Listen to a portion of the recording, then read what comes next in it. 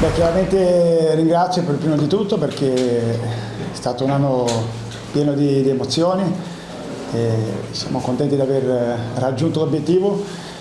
E per il futuro ancora non lo so, quindi bisogna dimostrare sul campo che posso meritare di rimanere. Però adesso festeggiamo oggi e poi vediamo cosa succederà.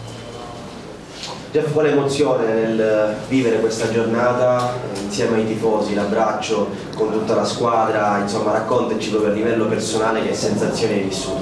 Ma dall'arrivo allo stadio già vedere tutti quei tifosi veniva un po' a pelle d'oca sinceramente.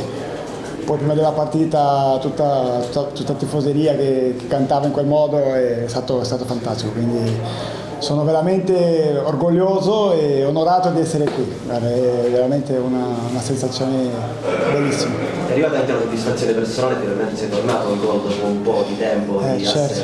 È l'ottavo gol, ritorni ad essere il capocannoniere. Certo, credo che è passato tanto e sinceramente mi stava pesando un po', però credo che adesso sbloccando, adesso spero di dare continuità nel gol. Tra l'altro, scusami, gli ultimi due li hai fatti al Canicattì in casa e oggi sei tornato a fare gol al Canicattì la partita. Infatti Scoop mi porta bene, ho detto scherzando. No, sono contento e soprattutto per la vittoria del campionato, sono contentissimo. Sicuramente non è ancora finita, adesso ci sarà la fine del campionato e poi quello che per voi in questo momento è l'obiettivo, il prossimo obiettivo, cosa vi aspettate? Certo, vabbè, adesso chiaramente dobbiamo continuare con le partite, quindi ci sarà lo stesso approccio, la stessa mentalità e poi vediamo nella parte dello scudetto, vediamo come riusciamo a fare.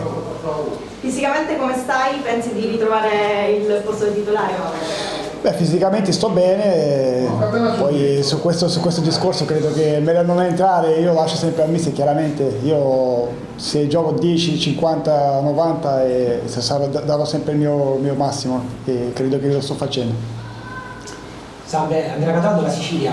Quasi tutti voi avete sempre, come dire, evidenziato la forza del gruppo, però vi chiedo, adesso che lei è capocannoniere della squadra, ci pensa a completare la stagione da capocannoniere? Sarebbe una soddisfazione doppia per lei, quindi magari le piacerebbe anche partire titolare?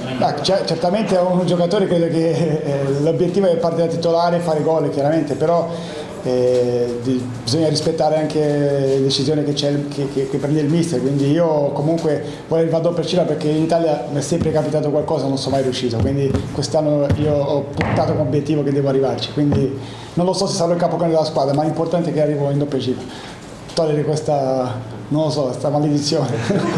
Grazie.